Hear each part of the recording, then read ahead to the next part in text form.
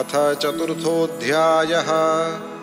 सूत उवाच अथ वैष्णवचित्तेषु दृष्ट्वा भक्तिमलौकिकीं निजलोकं परित्यज्य भगवान् भक्तवत्सलः वनमाली घनश्यामः पीतवासा मनोहरः काञ्चीकलापरुचिरो लसन्मुकुटकुण्डलः त्रिभङ्गललितश्चारु कौस्तुभेन विराजितः कोटिमन्मथलावण्यो हरिचन्दनचर्चितः परमानन्दचिन्मूर्तिर्मधुरो मुरलीधरः आविवेश स्वभक्तानां हृदयान्यमलानि च वैकुण्ठवासिनो ये च वैष्णवा उद्धवादयः तत्कथाश्रवणार्थं ते गूढरूपेण संस्थिताः तदा जय जयारावो रसपुष्टिरलौकिकी चूर्णप्रसूनवृष्टिश्च मुहुः शङ्खरवोऽप्यभूत् तत्सभा संस्थितानां च देहगेहात्मविस्मृतिः दृष्ट्वा च तन्मयावस्थां नारदो वाक्यमब्रवीत्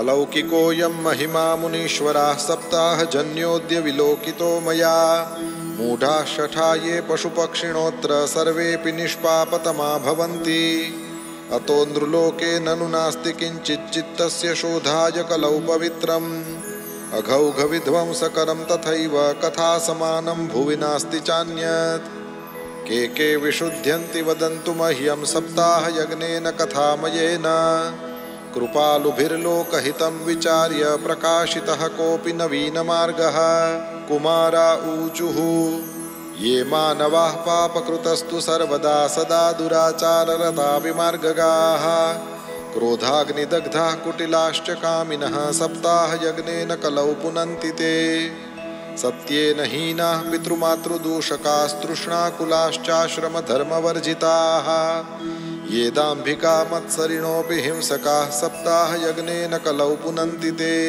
पञ्चोग्रपापाश्छलछद्मकारिणः क्रूराः पिशाचा इव निर्दयाश्च ये ब्रह्मस्वपुष्टा व्यभिचारकारिणः सप्ताहयज्ञेन कलौ पुनन्ति ते कायेन वाचा मनसापि पातकं नित्यं प्रकुर्वन्ति शठाहठेन ये परस्वपुष्टा मलिना दुराशयाः सप्ताहयज्ञेन कलौ पुनन्ति ते अत्र ते कीर्तयिष्याम इतिहासं पुरातनं यस्य श्रवणमात्रेण पापहानिः प्रजायते तुङ्गभद्रातटे पूर्वमभूत्पत्तनमुत्तमं यत्र वर्णाः स्वधर्मेण सत्यसत्कर्मतत्पराः आत्मदेवः पुरे तस्मिन् सर्ववेदविशारदः श्रौतस्मार्तेषु निष्णातो द्वितीय इव भास्करः भिक्षुको वित्तवान् लोके तत्प्रिया धुन्धुली स्मृता स्ववाक्यस्थापिका नित्यं सुन्दरी सुकुलोद्भवा लोकवार्तारता क्रूरा प्रायशो बहुजल्पिका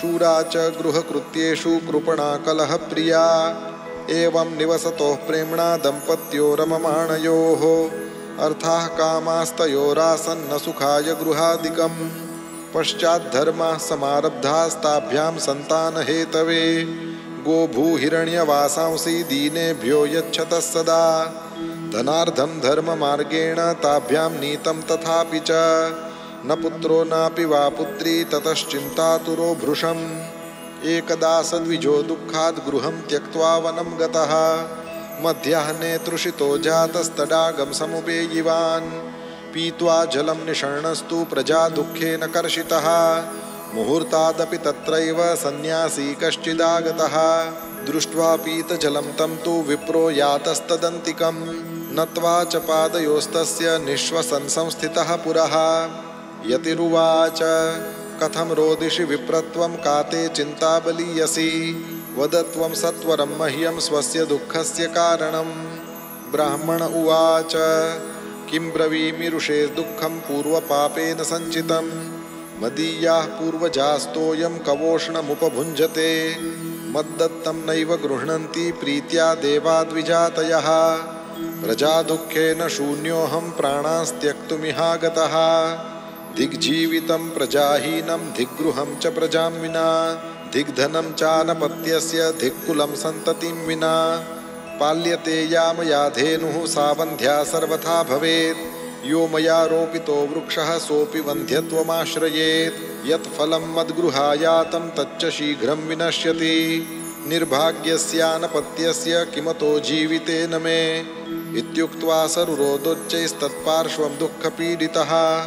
तदा तस्य यतेश्चित्ते करुणाभूद्गरीयसी तद्भालाक्षरमालां च वाचयामास योगवान्। सर्वं ज्ञात्वा यतिः पश्चाद् विप्रमूचे सविस्तरम्। यतिरुवाच मुञ्चाज्ञानं प्रजारूपं बलिष्ठा कर्मणो गतिः। विवेकं तु समासाद्य त्यज संसारवासनां। शृणु विप्रमया तेद्य प्रारब्धं तु विलोकितं। सप्तजन्मावधि तव पुत्रो नैव च नैव च सन्ततेः सगरो दुःखमवापाङ्गः पुरा तथा। रे मुञ्चाद्य कुटुम्बाशां सन्न्यासे सर्वथा सुखम्। ब्राह्मण उवाच विवेकेन भवेत् किं मे पुत्रं देहि बलादपि। नो चेत् त्यजाम्यहं प्राणास्त्वदग्रे शोकमूर्छितः।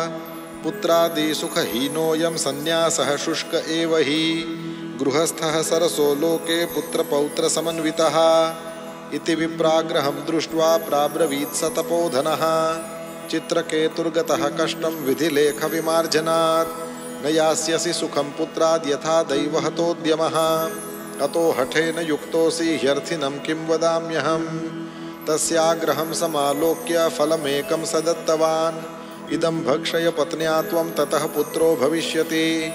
सत्यं शौचं दयादानमेकभक्तं तु भोजनं। वर्षावधिस्त्रिया कार्यं तेन पुत्रोऽति निर्मलः। एवमुक्त्वा ययौ योगी विप्रस्तु गृहमागतः। पत्न्याः पाणौ फलं दत्त्वा स्वयं यातस्तु कुत्रचित्। तरुणी कुटिला तस्य सख्यग्रे चरुरोदः। अहो चिन्ता ममोत्पन्ना फलं चाहं न भक्षये। फलभक्षेण गर्भः स्याद् गर्भेणोदरवृद्धिता। स्वल्पभक्षं ततो शक्तिर्गृहकार्यं कथं भवेत्। दैवाद्घाटी व्रजेद्ग्रामे पलायेद् गर्भिणी कथं। शुकवन्निवसेद् गर्भस्थं कुक्षेः कथमुत्सृजेत्। तिर्यक्चेदागतो गर्भस्तदा मे मरणं भवेत्। प्रसूतौ दारुणं दुःखं सुकुमारी कथं सहे। मन्दायां मयि सर्वस्वं ननान्दा संहरेत्तदा। सत्यशौचादिनियमो दुराराध्यः स दृश्यते। लालने पालने दुःखं प्रसूतायाश्च वर्तते। वन्ध्या वा विधवा नारी सुखिनी चेति मे मतिः। एवं कुतर्कयोगेन तत्फलं नैव भक्षितं। पत्या पृष्टं फलं भुक्तं चेति तयेरितम्। एकदा भगिनीस्तस्यास्तद्गृहं स्वेच्छया गता। तदग्रे कथितं सर्वं चिन्तेयं महती हि मे। दुर्बला तेन दुःखेन ह्यनुजे करवाणि किम्। सा ब्रवीन् मम गर्भोऽस्ति तं दास्यामि प्रसूतितः। तावत्कालं स गर्भेव गुप्ता तिष्ठ गृहे सुखम्। वित्तं त्वं मत्पतिर्यच्छ स ते दास्यति बालकम्। षण्मासिको मृतो बाल इति लोको वदिष्यति। तं बालं पोषयिष्यामि नित्यमागत्य ते गृहे। फलमर्पयध्यन्वै त्वं परीक्षार्थं तु साम्प्रतम्। तत्तदाचरितं सर्वं तथैव स्त्रीस्वभावतः। अथ कालेन सा नारी प्रसूता बालकं तदा। आनीय जनको बालं रहस्ये धुन्धुलिं ददौ। तया च कथितं भर्त्रे प्रसूतः सुखमर्भकः। लोकस्य सुखमुत्पन्नमात्मदेव प्रचोदयात्। ददौ दानं द्विजातिभ्यो जातकर्म विधाय च। गीतवादिन्द्रघोषोऽभूत् तद्वारे मङ्गलं बहु। भर्तुरग्रे ब्रवीद्वाक्यं स्तन्यं नास्ति कुचे मम। अन्यस्तन्येन निर्दुग्धा कथं पुष्णामि बालकम्। मत्स्वसुश्च प्रसूताया मृतो बालस्तु वर्तते। तामाकार्य गृहे रक्ष सातिर्भं पोषयिष्यति। पतिना तत्कृतं सर्वं पुत्ररक्षणहेतवे। पुत्रस्य धुन्धुकारीति नाम मात्रा प्रतिष्ठितं। त्रिमासे निर्गते चाथ साधेनुः सुषुविर्भकम्। सर्वाङ्गसुन्दरं दिव्यं निर्मलं कनकप्रभं। दृष्ट्वा प्रसन्नो विप्रस्तु संस्कारान् स्वयमादधे। मत्वाश्चर्यं जनाः सर्वे दिदृक्षार्थं समागताः। भाग्योदयोऽधुना जात आत्मदेवस्य पश्यत। धिन्वा बालः प्रसूतस्तु देवरूपीति कौतुकं। न ज्ञातं तद्रहस्यं तु केनापि विधियो गतः। गोकर्णं तं सुतं दृष्ट्वा गोकर्णं नाम चाकरोत्। कियत्कालेन तौ जातौ तरुणौ तनयावुभौ। गोकर्णः पण्डितो ज्ञानी धुन्धुकारी महाखलः।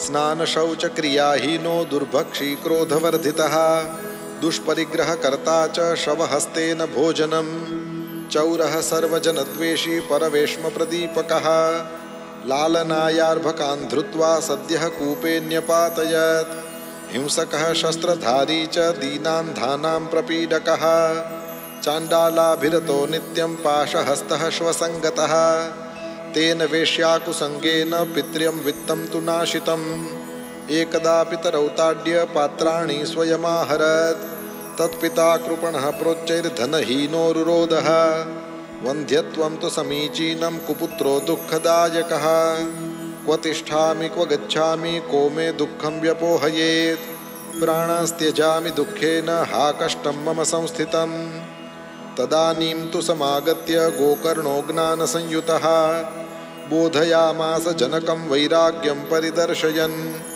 असारः खलु संसारो दुःखरूपी विमोहकः सुतः कस्य धनं कस्य स्नेहवान् ज्वलते निशम् न चेन्द्रस्य सुखं किञ्चिन्न सुखं चक्रवर्तिनः सुखमस्ति विरक्तस्य मुनेरेकान्तजीविनः मुञ्चाज्ञानं प्रजारूपं मोहतो नरके गतिः निपतिष्यति देहोऽयं सर्वं त्यक्त्वा वनं व्रज तद्वाक्यं तु समाकर्ण्य गन्तुकामः पिता ब्रवीत् किं कर्तव्यं वनेतात तत्त्वं वद सविस्तरम् अन्धकूपे स्नेहपाशे बद्धः पङ्गुरहं शठः कर्मणा पतितो नूनं मामुद्धर दयानिधे गोकर्ण उवाच देहे स्थिमांसरुधिरे भिमतिं त्यजत्वं जायासुतादिषु सदा ममतां विमुञ्च पश्यानिशं जगदिदं क्षणभङ्गनिष्ठं वैराग्यरागरसिको भवभक्तिनिष्ठः धर्मं भजस्व सततं त्यज लोकधर्मान् सेवस्व साधुपुरुषान् जहि कामतृष्णाम्